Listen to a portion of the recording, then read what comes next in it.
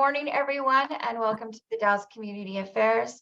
It's great and bright and shiny outside, full moon the last couple of nights, and don't we know it?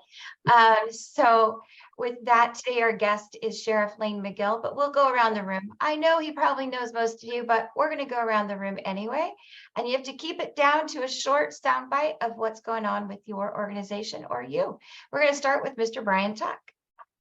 Brian Tuck, taking a vacation from retirement. Retirement's hard work, so as Lane will find out soon here. So being that he's old here, I didn't want to bring that up. So anyway, enjoying the coast. It's nice, cool weather. Sounds like you guys are going to get some thunder showers here today and tomorrow, so be a little careful. So anyway, have a good day.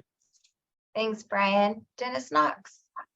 Good morning, everyone. Dennis Knox, Adventist Health, Columbia Gorge, and I want to take my time real quickly to thank Lane, not only for protecting us, but he's been leading initiatives that we're involved with, like the Columbia Gorge Resolution Center, houselessness, other things in Wasco County. And they're important for Adventist Health Columbia Gorge as we address social determinants of health in our community. And we're really pleased to partner with Wasco County and Sheriff Magill in these initiatives. Thank you. Thank you. Phil Brady. Hi, good morning, Phil Brady, Wasco County Commissioner. You mentioned a full moon. This is a harvest moon because farmers would use the moonlight to moonlight and bring in the harvest here, so they would harvest around the clock. It's also a blue moon. A blue moon it's usually thought of as when you have two full moons in 1 month, but technically it's when you have 4 full moons in a 3-month astronomical season. So this year there's going to be 4 full moons in the fall here. So actually we're in summer still. Okay. What's going on in the county? We had a county commissioner meeting yesterday where we looked over some economic analysis for building a sports center on what we're calling the 154 acres west of Chenoweth Creek. I can share that file once I get it up here. It's a good start. It's just a start. This isn't going anywhere fast. Also, heads up, good news. McCack and Kenny LaPointe are making moves to purchase a house in Hood River next to the shelter there that might become a resolutions or a mediation center in Hood River. So it gives us 2 places there, not mediation. This would be a navigation center in Hood River. So things are moving well there. I just got back from Austin, Texas convention where unfortunately I had a positive experience COVID-wise and ended up in the isolation room at the Marriott for a couple extra days, but now I'm back and healthy. So get your vaccines, keep them up to date. Sorry, that was too much. That was a little over 30, but it's okay. We'll let you. Scott McKay. Good morning, Lisa. Good morning, everyone. Scott McKay, Community Liaison for Circles of Care that connects volunteers with older adults who need some kind of periodic care. And Phil always reminds me of that fact that he was a science teacher. And so I always get the science lecture or lesson. And so I always appreciate that. And the other thing is, Elaine, old isn't bad. Old is cool. So you know. So anyway, good to see everybody and thank you. Thank you, Scott. Travis Dre. Hi, Travis Dre, Adventist Health, Columbia Gorge. Real quick, Scott, I just wanted to say my oldest said he saw you in Starbucks and he was just really pleased that you took the time to stop and check in on him and see how he was doing and kind of reminisce about the swim day. So you made Sawyer's morning, so I appreciate that.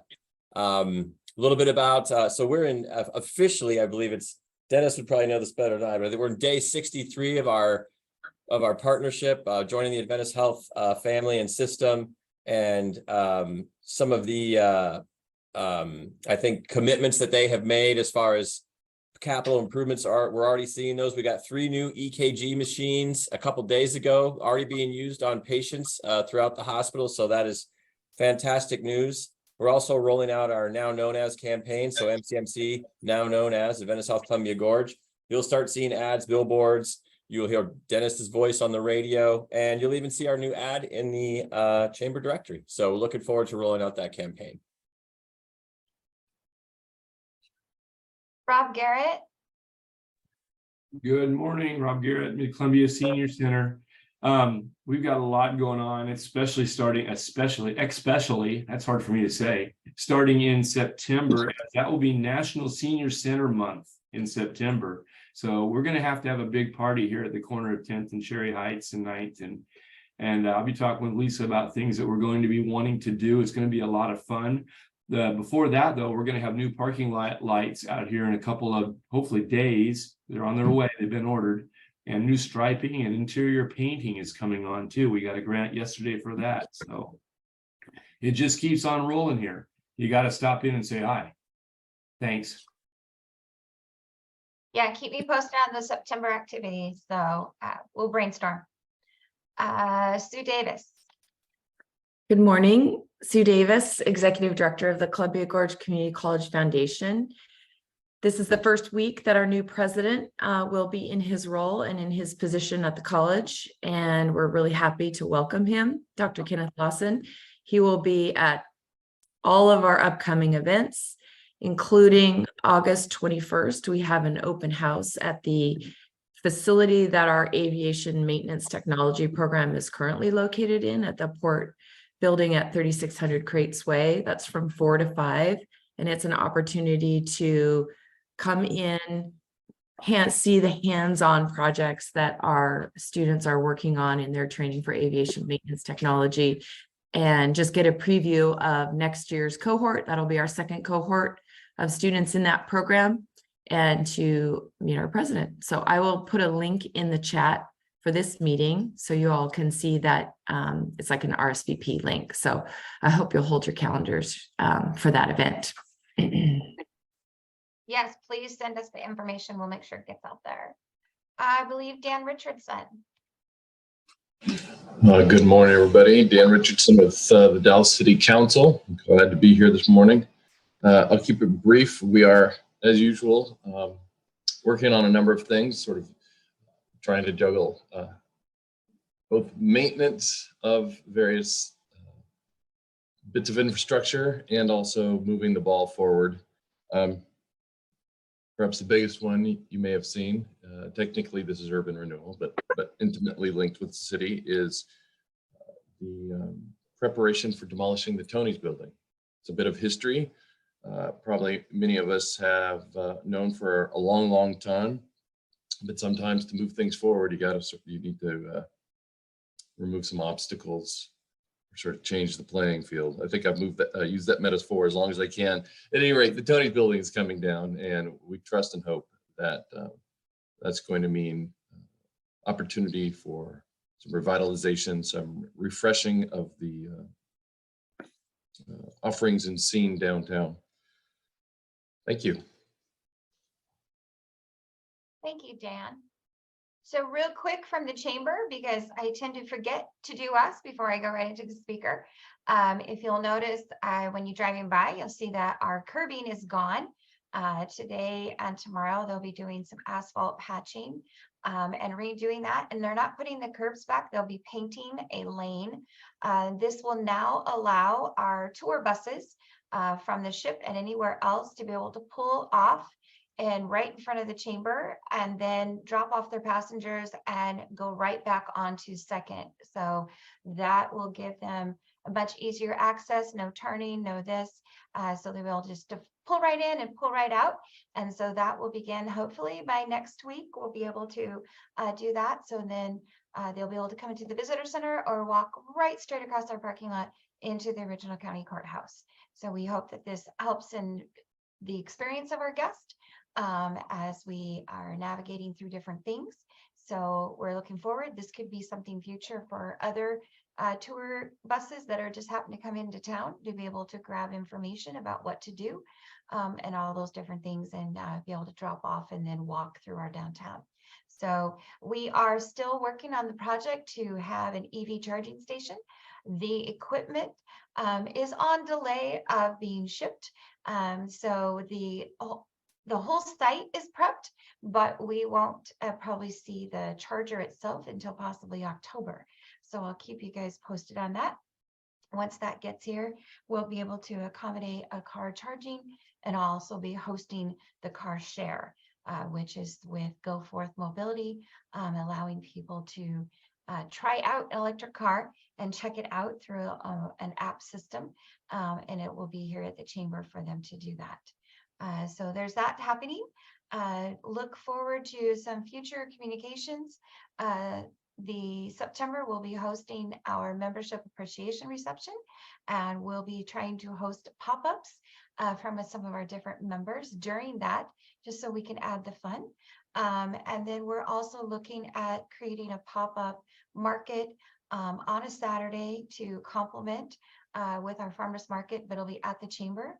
And we're trying to coordinate so that Oregon e-bikes can be actually present on our parking lot that day to do demos, and people can talk about electric bikes and see what's happening there. They're a company based in Hood River. And so they've offered to come down and do demos for pop-ups. So we're just trying to coordinate the dates, but we will get it out as soon as possible. We're waiting for one more thing to firm up, but we'll be doing pop-ups. The farmers market will be doing, and then also the Sunday will be a pop-up market at the Gorge Wine Library along with 6th Street Market. So we'll be doing a summer pop-up weekend before we all go back to school. So that's kind of what we're looking at for that. And the chamber's constantly trying to do some different things, and marketing, tourism, advertising, promotion, and support for our businesses. So if you know of something, let me know, and I'll see if I can find a solution, a person, a connection, or we just do it. So one of those things. So with that, Lane, it is all yours. And I know that you are willing to take people's raised hands, jumping up and down on the screen, or no questions on the chat. So I will try to help you with that. Perfect. Thank you. Thanks for having me today. Gosh, it's been a while. I wasn't sure if you were all meeting in person anymore or anything like that. So I miss those days. Hey, I do have an announcement. Scott, you probably know about this. And I don't know, maybe Rob, you might know about it, but there's a training out at the Discovery Center tomorrow from 9 to noon for just identity theft and different things like that. The Department of Justice is putting it on. They called me yesterday about 4 o'clock and said, hey, would you come out and present? So I'm going to go out and kind of do the opening thing tomorrow and just give a brief overview of, internet safety and that sort of stuff. And I don't know if the senior center got invited or not, but anyways, I figured I'd throw that out to get it out to your people. I don't know if you have to sign up or anything. It was just kind of a last minute deal they called me on. So that's tomorrow at the Discovery Center. And like I said, I don't know if it's upstairs or downstairs or anything like that. I'm just going to show up and, Who's putting that on? Well, I was contacted by the Oregon Department of Justice yesterday at about 4 o'clock, and it's from 9 to 12. It's at the Discovery Center, and they want to talk about just different things like, from a law enforcement standpoint of like, credit card scams and phone scams and different things like that. So if you want to get that out, that'd be great. I don't know if it was ever advertised or what the whole thing was, but anyways, I wanted to pitch that out. So Lane, that's a scam jam. And if you'd read my article in the Wednesday Columbia Gorge News, I mentioned it. Oh, thank you. I don't get the newspaper. I'm sorry. And what I understand is they would like you to register through the AARP website, but I'm not sure that's really necessary. Okay. But I think it's maybe sponsored through AARP, and they brought together a lot of folks together. Got it. Cool. Sounds great. Well, sounds like somebody's in the know, and sorry, Scott, I didn't read your article. I'm not a news guy. I haven't had a TV for 3 years. I don't pay attention to that sort of stuff. I got too many cats to skin around here. Well, Lane, the thing is, you're not old. You see, I'm not. I'm the young guy in the room, it looks like, according to you. But anyways, and second of all, Dennis, thanks for the kind words. I appreciate it. That that means a lot, but everybody needs to understand too, that there's a lot of people, including Dennis and some of our community partners, working behind the scenes on some of these bigger projects. But, and I'll get to that here in just a second. Just thanks once again, thanks for having me. Just some real quick updates about the sheriff's office. As far as our operations and stuff go, we're still in the process of hiring deputies. We hired a brand new deputy on June 30th. It was the first time in my 21-year career, I believe, that somebody came from the Dalles City Police to the Wasco County Sheriff's Office, which was super exciting. So every time we walk across the street and I see the chief or the sergeants or the captain, or hey, guess who we got the other day?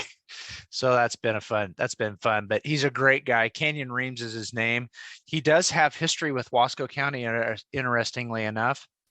And by the way, his fiance is actually one of our dispatchers, so that makes it even neater. But what's really cool about Kenyon is his great grandfather was a sheriff here in the early 1900s for Wasco County.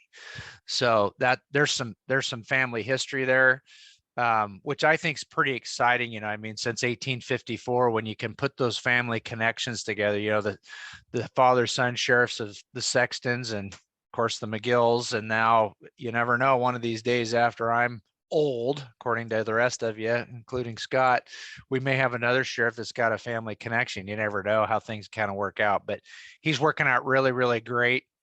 He brings a ton of talent with him and experience and stuff like that. He's a certified drone pilot, which is pretty cool because we just started our own drone program here in Wasco County. So he's there, and I have two other members that are on that team. I have a sergeant that's running it, as well as one of my investigators that's taking the lead with it as well. So that's a great program. We've been working on that for a long, long time, or talking about it, but we started really looking at it this last winter as to what kind of benefits that would be for, you know, what we do, and particularly in the search and rescue world. You know, a lot of search and rescues happen in remote areas and stuff like that. And, you know, you think about sending teams out to go searching for individuals and things like that. It's not only, you know, time consuming and labor intensive, but it's also dangerous for those individuals. And drone technology has come a long ways with infrared and tracking and all this fancy stuff that you can actually get that in a police car, go while search and rescues come in and launch that thing and start your searches even faster. So that's a super neat program that we're pretty pleased that we're going to get started. We haven't purchased a drone yet. We figure that'll be another 4 or 5 months before we get into that. We want to make sure we're starting small and we're growing, you know, a little bit at a time, just like we did with our K9 program. So the K9 program is still rock solid. It is moving forward. We had, interestingly enough, our deployments have been down until about 3 weeks ago. We had 2 deployments and the dog sniffed out 2 bad guys, which is really, really cool. We got some pretty dangerous people off of the street that way that were involved in some pretty serious felony crimes. So that was a good thing to have that available. And we're able to help other agencies as well. We've helped Sherman County about 3 months ago. We helped Sherman County on a major call out. So that was really good. And we're available to help Oregon State Police or Hood River or anybody like that. So that's a good thing. We do have a new Marine program. I'm sure some of you have heard about that. This year, I made the executive decision after 40 some years or 30 some years or however long it's been to terminate the Oregon State Marine Board contract. The Oregon State Marine Board, I'll just, you know me, I'm pretty direct, is they made it very, very difficult for us to provide services to our citizens as far as providing Marine services. They had all these requirements. Yes, they gave us $56,000 a year to run the Marine program. They provided all the equipment and everything like that.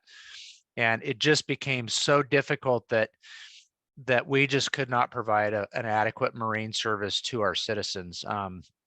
You couldn't operate their boat unless you went through their Marine Academy. And there's half this agency, including myself, that we've owned boats over the years, and big boats, you know, because we live on the Columbia. So we're pretty boat savvy around here. Some of us still have boats, you know, but it got very, very difficult. We couldn't do emergency operations the way we really wanted to. So we canceled and terminated that contract this last spring.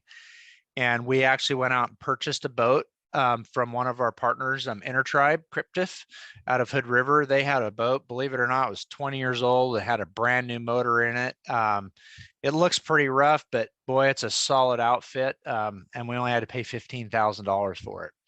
So we actually have a Marine deputy that went through the Marine Academy here, employed here, and he actually put on a half-a-day class for all of the ins and outs about a boat, backing, different things like that. And then I think it's next week or something like that, we're working with Oregon State Police, one of our other partners, and they're actually going to give us a 2-day on the water class of boat operation through buoys and rescuing people and, tactical type stuff. It could be more operational, that would include tactical type contacts and stuff like that. So it's taken us longer than we thought it was going to, just because of process and stuff. The wheels of government, as most of you know, can kind of grind slow with policy and different things like that. Once again, though, we want to make sure that we do it right. But the biggest advantage that we're going to get out of this is everybody's going to be certified under, from our office and trained on the operation of this boat. So if at 2:00 in the afternoon something goes sideways and we don't have a Marine deputy on board, anybody can run out of this office, get on the boat. We can deploy that asset. So instead of having one person, you'll have all of us that'll be there. And when we get fully staffed, that'll be all 18 of us. We'll be able to respond to whatever it might be. Plus, it'll increase our ability to provide patrols on waters in Wasco County. Gives us much more flexibility. We can mix our schedules up. We can, open it up to overtime much easier, different things like that. So, so those are the big ones that are going on. And then I think most of you probably want to hear about the Columbia Gorge Crisis or Columbia Gorge Resolution Center. And I think everybody knows what that is and they've heard about it.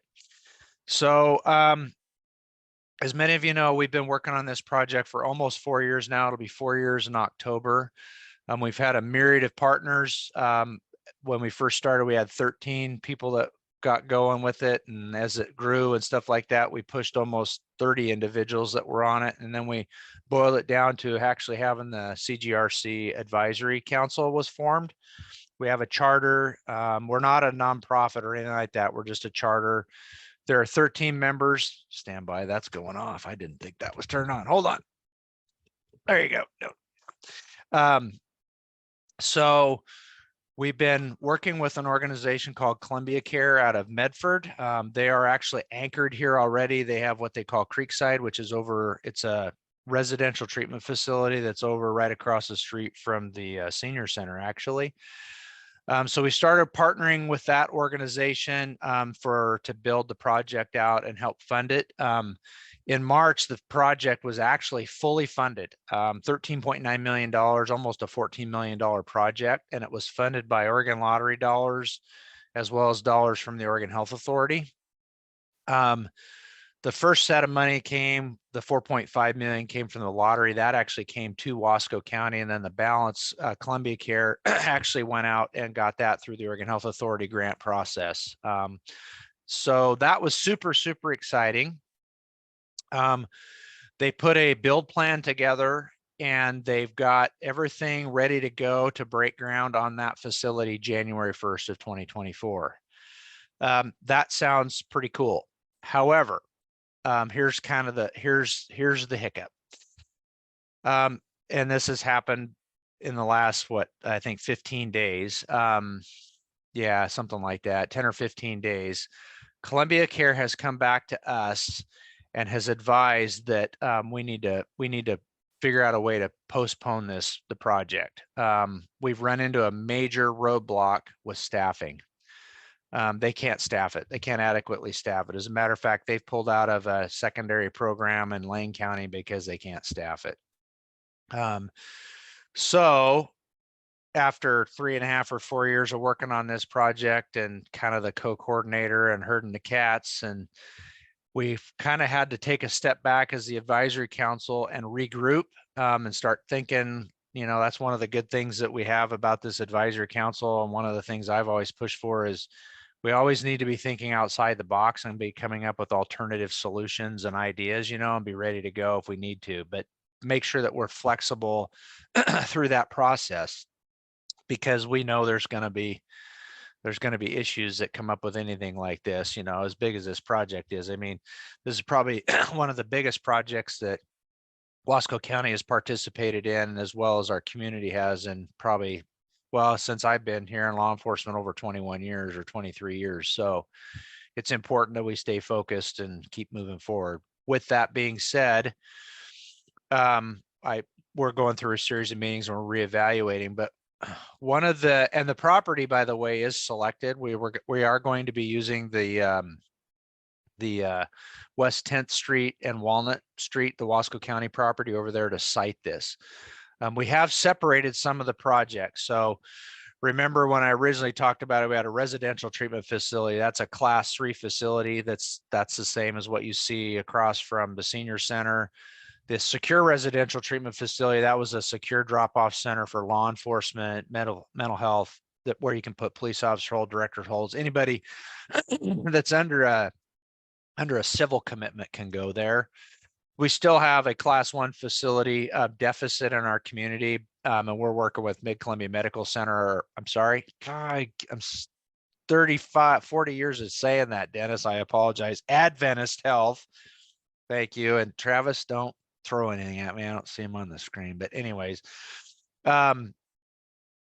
we still have that deficit as a class 1. That's where we need to take our individuals that are in acute mental health crisis. We still will have to go to Unity for that in Portland. That's an ultimate goal, is to get one of those facilities built here on the same piece of property.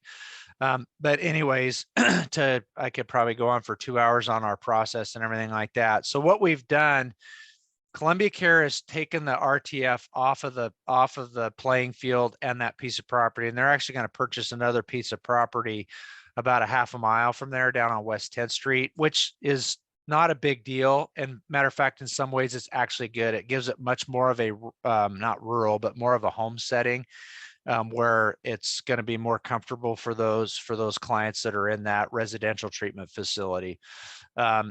That's really kind of the more of a long-term care facility for those individuals that need it. So in some ways, that's actually a good thing. It's not kind of that industrialized, building and different stuff like that. So with that being said, the SRTF and Crisis Walk-in Center were still planned for that on that piece of property. The staffing issue with the SRTF has come into play. So we're looking at a couple of alternatives, and we're still having those conversations. I won't get too far in the weeds on it, but one of the conversations that we're having is, and it's been a long hot topic as far as community need, not only here, but quite frankly, nationwide, is what we call SUD, substance use disorder. For those of you that might not be familiar with the SUD world, there's other terms that are people talk about, and some of those are like co-occurring or dual diagnosis. And to break that down just a little bit, is you have individuals in our community that may have a drug or alcohol addiction that causes or has the effects of mental health or behavioral health issues. Or vice versa, you have individuals that have mental or behavioral health issues or diagnoses, but then they self-medicate. I'm sure you've heard that slang term around. So they self-medicate with drugs or alcohol. So we call that dual diagnosis or substance use disorder, or co-occurring. They're all together, really, is what they are in one term. The main point of that is there's a lot of drug and alcohol part of that's a connection through all of this residential treatment facility, secure residential treatment facility, as well as class 1 treatment facilities. There's this matrix that binds that together, and a lot of it is drug and alcohol. Matter of fact, that's our major component. And we've heard that very, very consistently, especially since we started this project. What about drug and alcohol treatment? So the option that we're looking at is stepping away from the SRTF model, the secure model, and building the crisis walk-in center. What size that will be, that was originally a 10-bed facility where individuals can come that are in crisis and can stay there for up to 23 hours for stabilization. We're not sure if we're going to keep that at the 10-bed facility or we're going to shrink it. But the other option that we're looking at is substance use treatment. There's two options in that, or they may be able to be combined. We're still doing the digging on this, but there's two different kinds of treatment. There's what they call inpatient treatment, and then there's residential drug and alcohol treatment. Inpatient treatment is a very medically intensive process. Takes different staffing and stuff like that, because it's individuals are coming in through detox. They're being sometimes they're needing medication, different things like that. It's a very intensive process. Where residential treatment is much more flexible. The bar is much lower for staffing and different things like that. And when I mean bar lower, I mean that in an SRTF, you have to have individuals like qualified mental health professionals, QMHPs, there's qualified mental health associates, the training, master level training, think of about it that way. Where substance use disorder takes, the bar is much lower for education. For what we call certified drug and alcohol counselors, there's 3, CADC 1, 2, and 3 there. It's easier to get those, associate's degrees for certain things, not master level type stuff. It's easier to staff is really what I'm getting at. And when you connect the drug and alcohol portion to the mental health portion, if we can insert the SUD treatment side of that, I think I'm pretty confident that we can help with the mental health stuff. While it's not a complete solution like we had originally planned, I think it's a very important step into curbing that one addiction in our communities. But it can help in my mind of stabilization, combining the two, with stabilization and drug and alcohol residential treatment in particularly, to actually get those individuals in a facility where we can get that continuum of care on out. It still will tie into our navigation center mindset and that hub and spoke mindset. It just won't be secure. So that's one of the options that we're looking at. Another option we're looking at is if we can't make this part of it work, we have the ability to postpone the grant part of this until 2026. So we could push this out conceptually another 12 months. But we still have to have those conversations. That is another option. And then the third option, which is not an option, at least in my mind, is to completely just walk away from the program. We put too much blood, sweat, and quite frankly, tears into this thing to walk away from it. But more importantly, it's difficult. I can't see us walking away from it with all of our community partners, just for the simple fact that there is such a desperate need. And we've gone beyond crisis, in my estimation, especially from what I see here just in our region and locally. We've gone beyond crisis and we're in an epidemic now. If you look at just in the drug and alcohol part of it, if you just look at the fentanyl situation that we have here, right here in the gorge, it's just 2 weeks ago we had, unfortunately and this is not yet confirmed, so you can take this with a grain of salt, but 2 weeks ago on Sunday, we had 3 overdoses. They survived. The Friday morning after that, we had another overdose. That individual survived, but unfortunately Friday afternoon, the sheriff's office actually investigated a death, and we believe that was an overdose of fentanyl that was associated with the first 3 overdoses on the previous Sunday. There's no confirmation of that. That's just there's some of the evidence that we're looking at is kind of leading us to believe that. We haven't proven that or anything like that, but based on what we're hearing on the street and what we're seeing through some of our processes here, we're pretty sure it's probably tied to those incidents as well. I told somebody the other day, I read an article actually in the New York Times yesterday about, the Measure 110 and stuff like that, and how fentanyl's affected it and all those types of things. But we have seen our deaths in this county just go out of sight. I started in 2002. So from 2002 to 2021, I think I can count on one hand how many overdoses we actually had in that year, those number of years. And then there was a 12-month period where we had one death overdose a month. By the way, these are the ones that we know about. And in the last 6 months, I think we've had actually 8 or 10, something like that here in Wasco County. So like I said, we're beyond crisis. This is an epidemic that we need to just face head on as community members and go after just as hard as we can. And if we've got to walk away from the secure residential treatment facility side of things and refocus our efforts on substance use disorder and stabilization for individuals that are drug and alcohol addictions and stuff like that, so they don't get into the mental health system, that's what we're going to do. We'll figure out a way, but you've probably heard me say this, but there's 7 ways to skin a cat. And if we got to do it on a Sunday and do it 8 ways, we're going to do it. We'll get her done, but we got a long ways to go. So that's really kind of where we're at working on that project.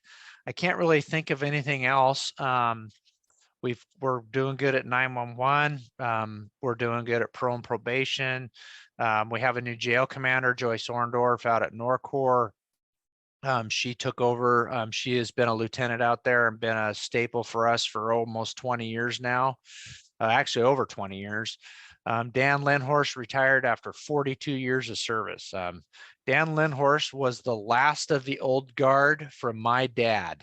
When my dad was sheriff here, he hired Dan as a reserve deputy to work in the jail.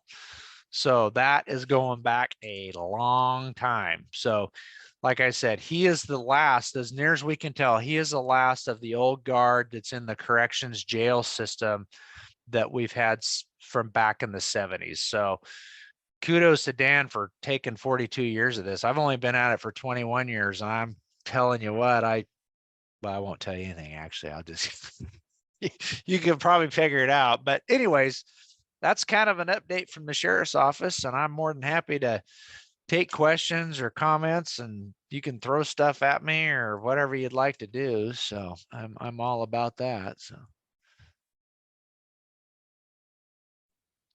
All right, any questions, guys? I don't have a question, but if I may, I would just respond and say thank you, Sheriff Magill, for the just very empathetic and service-driven set of work that you're doing there. It's truly, really impressive, and I appreciate it very much. Well, like I said, thank you, Sue, for those kind words, but and I can't take any of the credit at all, really. I mean, there's a lot of people behind the scenes. We have a lot of community partners, through MCMC and mental health and the defense attorneys and prosecutors. And this isn't just I guess I should remind everybody, this isn't just a Wasco County thing. This is a regional project. This is going to benefit Hood River, Wasco, and Sherman counties, so there's a lot of partners. We're working with, Hood River City Council. We keep them updated, and, and we have individuals that represent Sherman County as well on our council. So they're doing a lot of work behind the scenes that like I tell everybody, I just happen to be the fortunate fellow that gets to facilitate a bunch of cats on a hot tin roof in the middle of July. So, and they do great. So thank you very much, but know that there's a lot of other people that should be recognized as well for doing this hard work. They're doing a yeoman's job on this thing, and they're in the trenches on this thing sometimes every day. So, but thank you. And I will pass that on to that group as well. Go ahead, Lisa. You had your hand up there. No, I didn't have my hand up. Oh, it's my cursor with your hand on your nose there. Sorry. I'm bad. I'm not one of them Zoom guys. Okay. Corny Scott, I'm old. Is there any other questions, guys? That was a lot of information. Oh, Dan Richardson, go ahead, please. Thanks, Sheriff. Thanks for your work on this and for showing up and sharing it with us this morning. So you downloaded a lot of details, and I'm still working on the first cup of coffee. Do you mind if I tell you back what I heard and make sure I have the bare bones of it correct? So we've got sort of 3 pieces: secure, sort of a need to take somebody in crisis to a secure facility is a need. A place to take someone that needs assistance is in some sort of treatment need, but not necessarily crisis. That's a need. And then there's drug and alcohol treatment is a need. So there's sort of three big categories of need. Correct? So far, so good? All Yep, right. doing good so far. Right. We've got some money, but that's not really the choke point. The choke point is staffing. Yes, Trained correct. staffing. Okay. Thank you. And forgive me, the committee, the group, the brain trust, working on this knot, trying to untangle this knot is at that point of deciding or trying to figure out which of the two, not the crisis center, but the potential for drug and alcohol and or mental health in treatment services they want to pursue. That's an open question.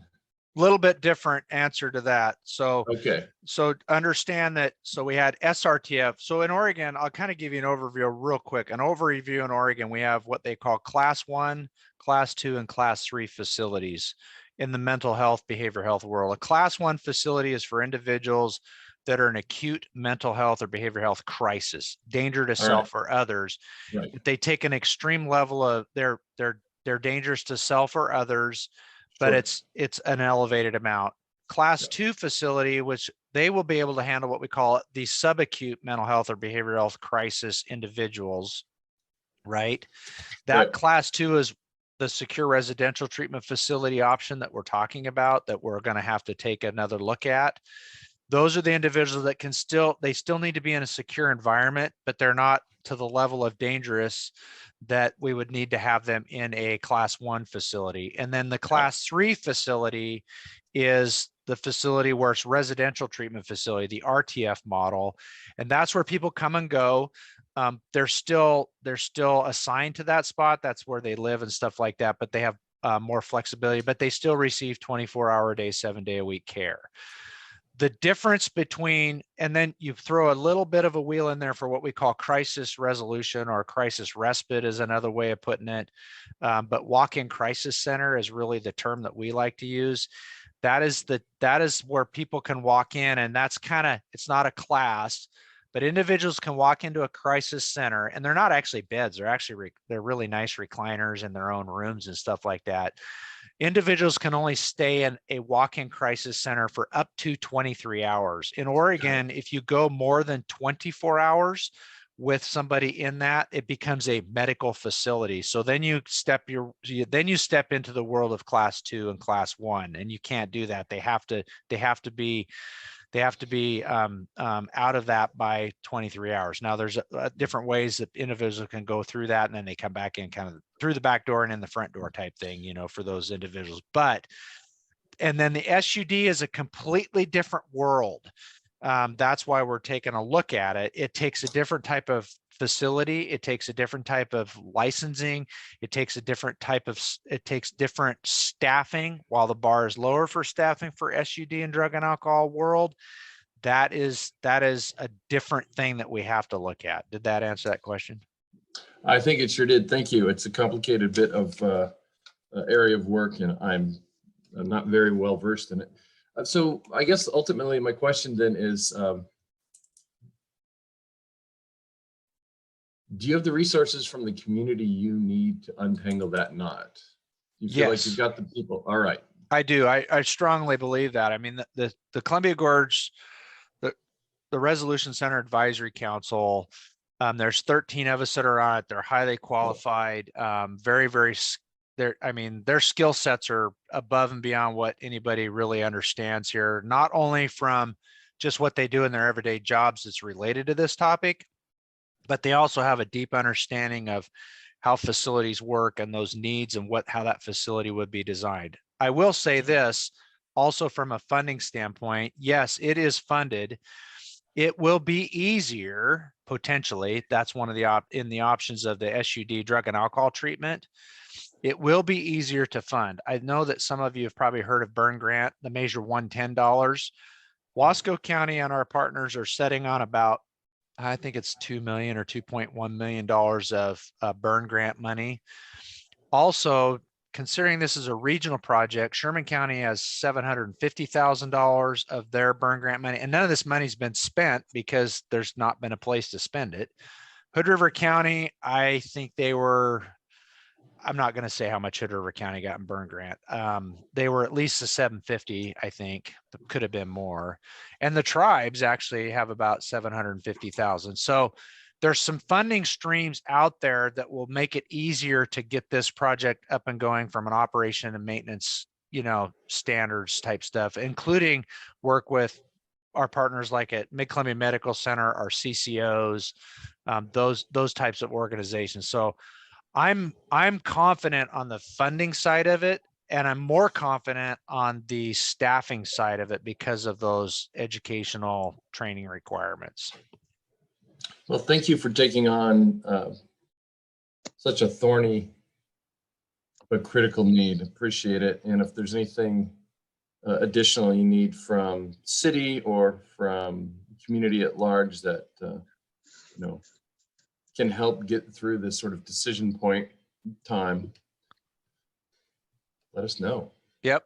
Oh yeah, we're still communicating with those partners as we make these adjustments. That's for sure. I mean, I was just 3 weeks ago or a month ago, I was at Hood River City Council, just giving them a great update and everything. I gave them the talking points, and things have changed, like I said, in the last 15 days. So I'm gonna have to get back in front of the Hood River City Council and say, hey, guess what's going on? We made it. We're gonna have to make some adjustments here. So, but we'll get our information put together and we'll get that out to our citizens and our partners. But I do appreciate the offer, Dan, and I can guarantee you that we're going to be leaning on our partners to help continue to collaborate on this, because it's, like I said, it's not something that's going to, one person or one organization or one agency or one can't do it. It takes all of us. And I think we have that right now. And we've got a pretty significant group of people that have a lot of impact or can have a lot of impact on our community. So, but it's all of us working together. So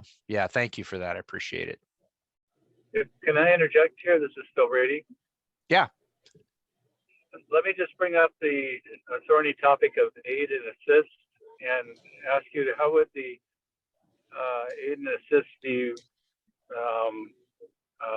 affected by the options that you're describing? That would be one of the biggest.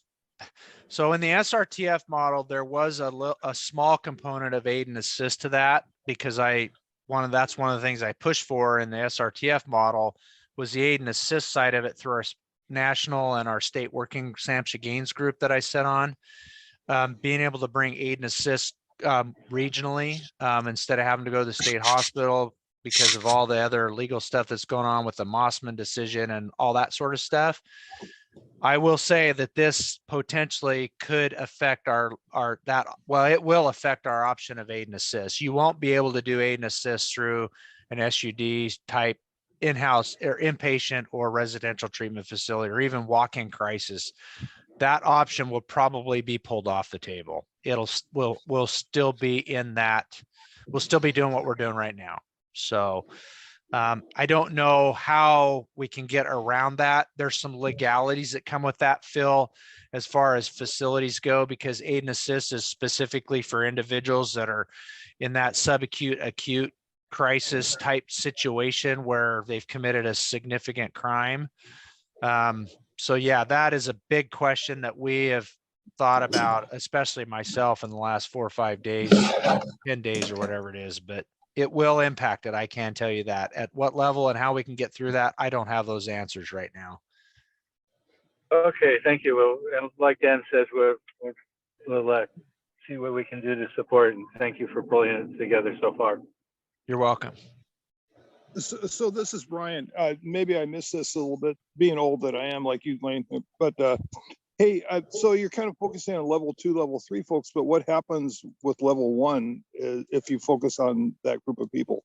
What do you do? The level 1, the class 1, the individuals that are in this, that are acute mental health behavioral crisis, those individuals, we will still follow our same processes. If we have to take them on a director's hold or a police officer hold, those individuals will be transported to Unity in Portland. That protocol will not change.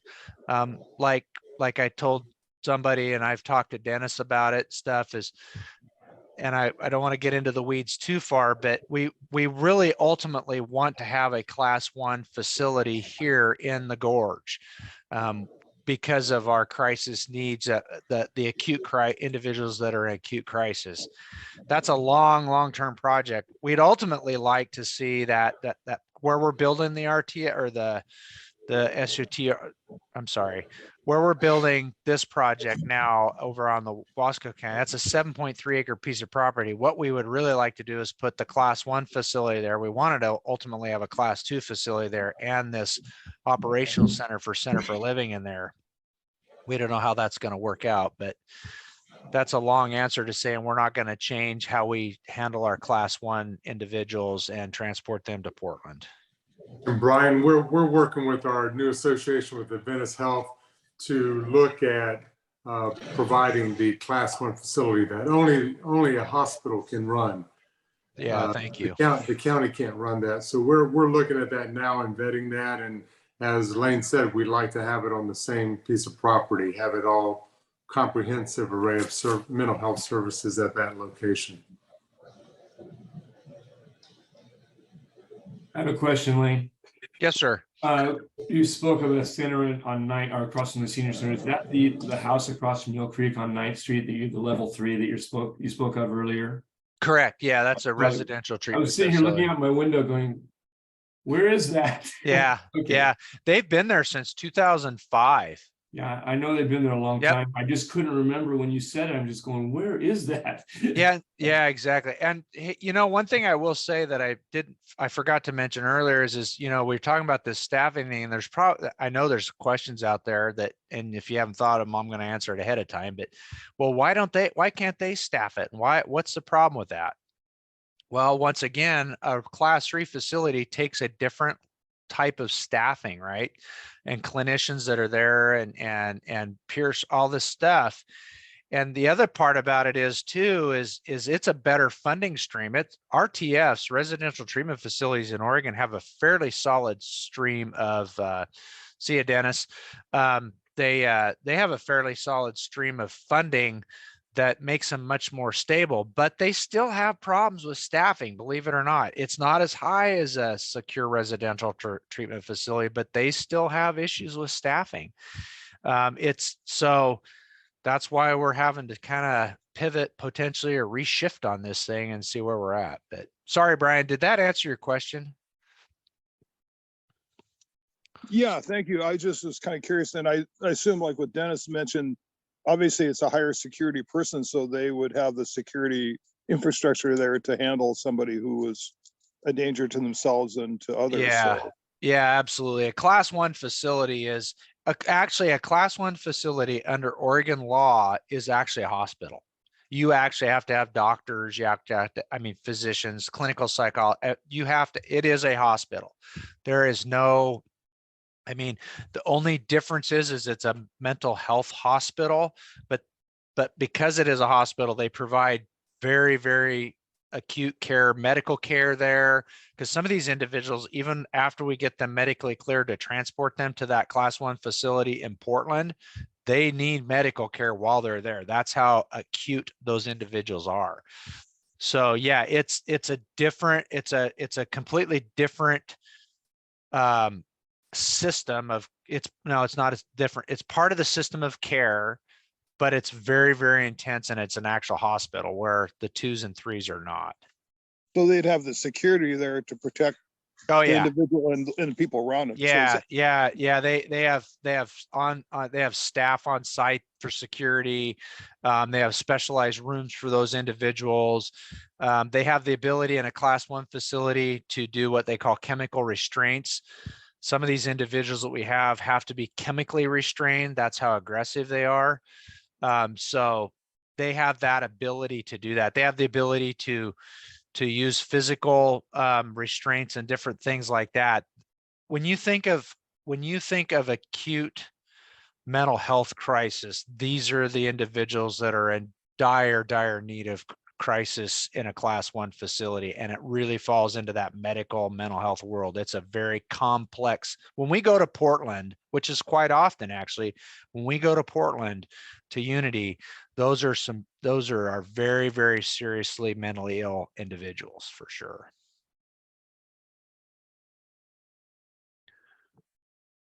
One more. Rob, go ahead. Yeah, we've got 3 minutes. I'll use it up. No. That's okay. I've even noticed that kind of attitude. I've had several people who've been houseless coming into the center off and on. And even those who aren't extremely that level that you're talking about, they really have a tendency to erupt if you're not very careful how you deal with them, where they would get loud, not totally aggressive, but you could see they're right on the edge of aggression. And they're usually younger, typically fellas that come in looking for, things. And I've seen that in the last 3 or 4 months just in here at the center. And I'm sure we're rare compared to what you're dealing with other places across the county. Yeah, So, yeah, just absolutely. right on the edge. Yeah, it's and I guess the last 2 bits I'll throw in here, and I was actually on the radio show on the coffee break yesterday, and I say this, I probably beat this dead horse too much, but I'm going to continue to beat on it. But there's this conversation about, we see it all here and because it's right in front of us. But when you really start, if you take a step back and you look at the region, you look at Hood River, Wasco, and Sherman County, and then you take another step back and you look at our state, and then you take even a third step back and you look at our nation, the crisis that we're in is beyond crisis, in my opinion. We're at an epidemic level with this topic or topics, and how we address that as communities is very, very important, because we have to have accountability, but yet we also have to be able to help provide the care and that continuum of care so we can, get out of this mess that we're quite frankly in. I'm not big on passing blame, but I will in this case. Oregon has quite frankly sucked at providing mental and drug and alcohol treatment and centers for our citizens. It's just offensive. What do we rank? 48th in the nation? Come on, and they knew this was going to happen 15 years ago when they started closing these systems down. That's my rant. I'll leave it alone. If you want to hear more of it, I'm more than happy to stay online. But I think, and I may be sticking my neck out on this, but I think because we're the only organization, we're the only region that actually has this type of a project going in the state of Oregon. We have an opportunity, however it looks in the end, we actually have an opportunity here to really set the gold standard for the rest of the state. And I think we can do that.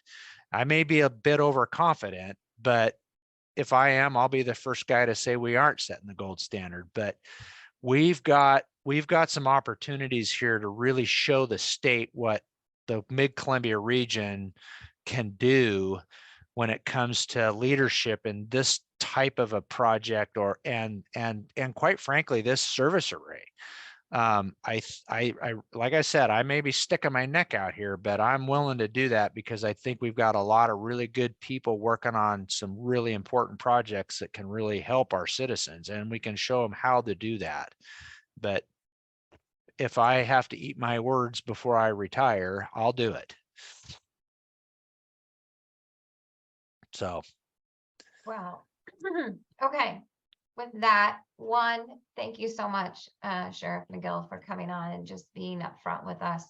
Sometimes that's what we need to hear, is what's going on, what the potential is, where you need support, and what you're doing behind all those scenes that we never see. So thank you for taking time this morning with us. Thank you all for being here and for all your great questions. And hopefully you have a great weekend. Tomorrow is First Friday. And so have fun and support our downtown businesses. There's a lot that are staying open and having some fun things happening. There is lots of things going on in the month of August. You've got the car show, you've got the carnival, or not the carnival, but you have the Wasco County Fair, and so many other things that our community just exceeds at. So check that community calendar. DallesChamber.com has one for you. Make sure that your event is there so people know about it. If it's not, call us, we'll help you. And everyone, take care. Check on your neighbors. It is supposed to get warmer this next week. So check on those elderly, make sure they're okay. Besides that, they would love a visit. I know they would.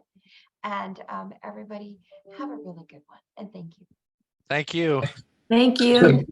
Thank you, Sheriff. You're welcome.